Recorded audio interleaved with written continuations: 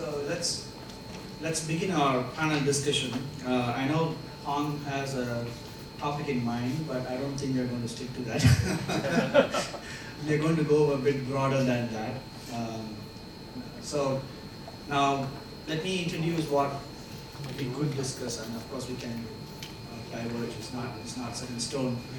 But I know you are really, as an industry, we are struggling with documentation as a huge effort-taking process. Is not adding to creativity, is not adding to the actual learning process for an architect. And we are doing it primarily because we have to tick the box for submissions, we have got to tick the box for tender, documentation, everything. Now, we had this problem when we were in the 2D era as well, right? When we were using CAD. The whole purpose we went to BIM was because this part should be made much simpler, ideally, because now you're doing it in 3D, that it should all be simple. Now, can you tell me why even after we move from 2D to 3D, we are still struggling to get this number of documentation out? Shouldn't the whole, I remember in 2008, Autodesk saying that everything was automated I know, I'm not holding it against you, it's the salesperson. And every BIM software told that, right? But still, even in 2019, we are still struggling with documentation. What do you think is the reason? Why are we? I think it's because the builder themselves actually wants everything documented, right, to get it built. So we create the thing when we create the design in 3D forms, like in Revit, but we have to translate it back into 2D, and they're going to build it again to make it 3D. I think this middle process is a bit useless, right? So in essence, 3D, even though we are designing 2D, we're designing in 3D, of course. Yeah. But then the actual and the final construction output is happens in 2D, using 2D drawings. You can't really give a 3D drawing to the site and ask a contractor to go build it. Exactly, yeah. So we're designing in 3D, the final output is in 3D, but the communication in 2D, which is, to me, is okay, so of course, unless we have 3D printers that can print an entire building, right? I mean, that's the idea. Yeah, but then until that time, right, we got to still do documentation. Now, do you think that, is there an issue with us over-delivering on the whole documentation side of it? Or do you think the delivery system right now is quite optimal for you to actually get something constructed on site? No, because once you design the thing in design the building in 3D, a lot of the thing you have to actually resolve it, because otherwise it won't look right when you look it on 3D in virtual environment, or when you 2D the thing on a piece of paper, right? Because some of the thing is not resolved, then you can't actually print the thing. And this was not happen when we did the thing using AutoCAD or using 2D forms of software. Because we can skip some of the things and then just ignore that and then leave it to the builder to figure it out later on. Yeah. But this, unfortunately, we can't skip that process now with BIM, because we got to resolve everything pretty much in order to get it documented, so to speak. So if that is the case, is there a way we can say that, as an industry, Woha's drawing looked like Woha's drawing, Onmanong's drawing looked like Onmanong's drawing. Gangsters, we have our own structure of how we're drawing this place, right? Is there a way where we can all, regardless of what the companies are, the way we actually deliver is standardized to a certain extent, not of course totally standardized, but to an extent where we are all able to leverage some amount of intelligence into the BIM model, that you don't have to sit and draw every dimension in the building? No, I think the issue is normally most of the time is we need time to resolve some of the design issues. We don't mind to resolve design issues, because at the end of the day we need to build this thing, and yes, of course, design need to get resolved.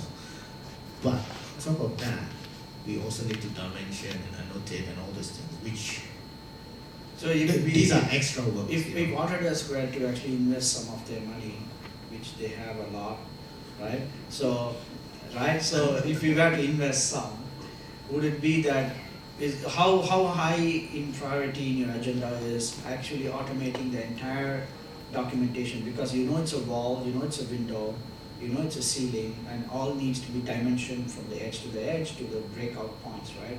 How hard can it be to actually automate that? Actually, it's very hard, if you ask me. every design has their own different constraints. So there's still a need for an architect and engineer to make the judgment whenever they need to, for example, if I need to create a duct with a certain length. So so for us in Autodesk, in order to bridge that gap between, let's say, from consultants and contractors, we are looking into processes of DFMA. That's why Autodesk has heavily invested in this company, Project Frog. Although it's outside of Autodesk, but we are one of the major investors. And the workflows that we are actually establishing within our portfolio, like for example from Revit to basically extracting that, let's say the consultant has created a duct and I want it to be able to be passed on to fabrication. We are actually focusing on those applications to instantly use the consultant's model and then use that for actual fabrication use. So there's a need to eliminate, there's actually a way to eliminate 2D documentation in a way, so long as you can actually harness the 3D models that you have to develop initially in Revit. Yes, I mean it's possible for DFMA because it's being built outside the site, off-site, isn't it? But it's also that Project Frog is, they're doing end to end. So they're designing and then they're also fabricating. So unless all of us architects all of a sudden become So that is that. fabricators, right? That's the idea. So that was the idea. If let's say the architects can incorporate fabrication knowledge as when they design. So those libraries that the contractor produces, like for example, if it is a precast concrete, and I want to make sure that the consultant or the architect that is selecting that these kinds of walls is something that could be easily fabricated. So the concept of Frog is actually to for contractors sharing information from the consultant so that the consultant can just easily swap, let's say from like a Revit wall into an actual. But I mean, regardless of all that, right? There's still, you got to submit this to a submission panel of agencies. You got to do a tender drawing, tender set, right? Before it even reaches before we choose from 100 people to choose a fabricator to go and fabricate it. I mean, we do facades this way, right? We don't actually document facades to every panel. We have a general facade layout of how it's laid out, and then we choose a fabricator, and then it's all fabricated in 3D. We provide them the cut sizes and everything in Rhino or whatever, right?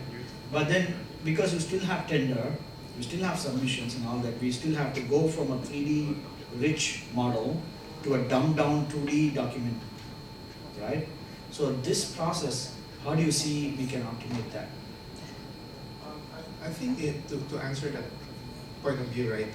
Actually, the government are finding ways to actually automate that process, and I cannot share much details, but they're finding ways on how to make sure that the code checks are being automated. So yeah. So which means that when I submit something to the government, BCA, where are they? Okay. When I submit something to BCA, I just submit a 3D model. It is up to them to cut the plans and elevations and sections and look for whatever submission guidelines that they want to look for. Or I have an engine that tells them how many of the laws that we have kind of not avoided, we have avoided or whatever. Is that something is a possibility? I think that's what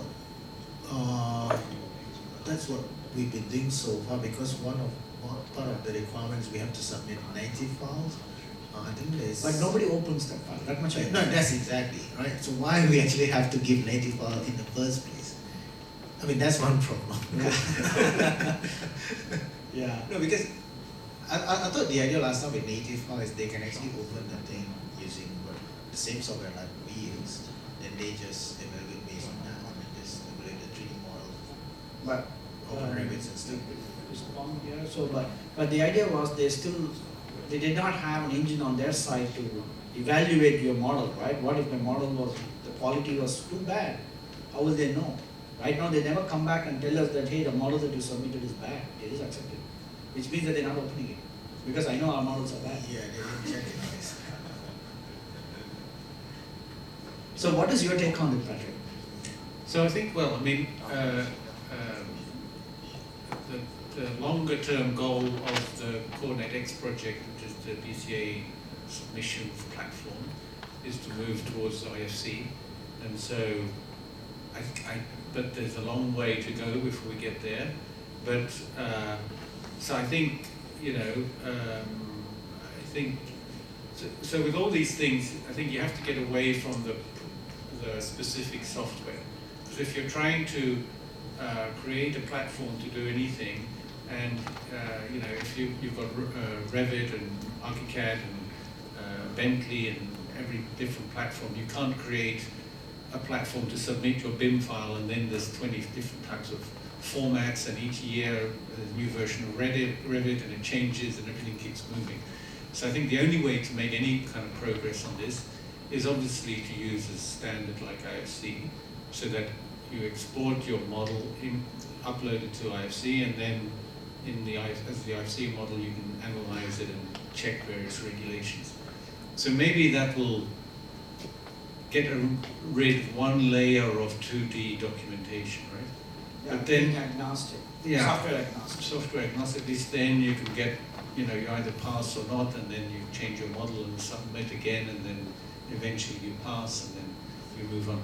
But there's so many layers to this. I mean, I think the contractual thing is still the 2D documents as well. So there's a whole legal side to this, which, when, I don't know when the lawyers will finally be able to open an IFC model, but it'll probably take a while. And then there's just I think the reality now in the industry is still that, when you tender, you don't give the BIM model to the contractor. So the contractor is going to give a quote, which to me, coming from academia and not being in industry, I just think this is so weird, right? So you design a building in 3D, then you tender, and you give these contractors 2D drawings. So then they have to look at the 2D drawings, give a quote. Then you say, okay, I'm going to take Mr. B, he looks good. And then maybe you might give him the 3D model. Then he gets the 3D model and goes, oh my gosh, this is a bit different from what I, I mean, it's just the level of kind of discontinuity in the whole kind of industry way of doing things is just mind-bending. It's like, how on earth? Who came up with this process, right?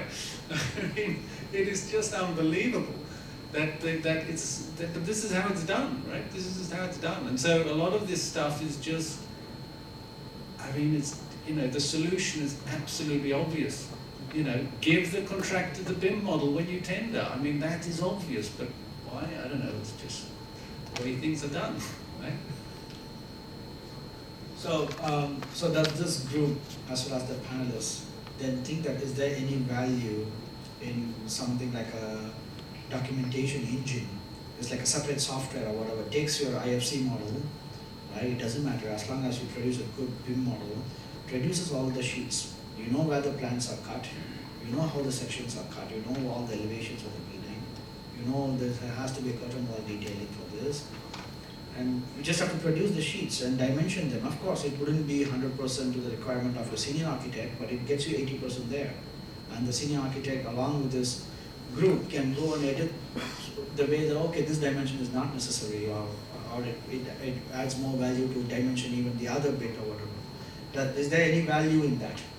Yeah, actually, in the examples that I've shown earlier in my presentation today, so if, let's say, documentation is really the pain for a modeler to actually go through all creating of the sheets and views and elevation. So those are some of the use cases that actually you do manually in Revit, and by using Dynamo can actually speed up the entire process. because what you can do with that is that all you have to do is to identify all the different rooms in your Revit project, and then there are the available packages out there. The ones that I used is from Archilab. Yeah. So in Archilab, what they do is that for all the rooms that you have in your Revit project, it automatically creates all the floor plans straight away. So it's a very useful package. If you guys can look it up, you can just download it from the packages within Dynamo. So in a way, Dynamo can really help a lot. So as long as those common use cases that you guys, let's say the BIM modelers face through on a daily process, those are some of the things that they can identify and build scripts on top of that. So Rennie, what aspects of this documentation do you think is very hard to automate? Or is like, from your experience, you think that the human has to look at it? The machine can't make any judgment on that. Human has to. I think it's probably your design. So like, well, actually no. I mean, almost everything can be looked at by the computer and at least outputted some data for you to then review and check that it's compliant. But right now it's all very piecemeal. So it's like the Dynamo scripts. You run one script for views, one script for sheets, one script for views within rooms, and then you've got another level that we're not even tackling yet, which And is honestly, your doors and your door Yeah, schedules. it's very hard to your- even pass these scripts along, with Dynamo. When I have a script, it works in my computer. When I pass it around, it will because it has to match the exact Revit version to the Dynamo version, to the package version, to that script version, right? So because of that, it's quite hard to also, so if there's something that we can give you as an input is if you have a cloud where all these scripts are loaded and I can just play using the Dynamo player where we can create scripts that as a body we can solve the problem for Singapore. Right now I can write the script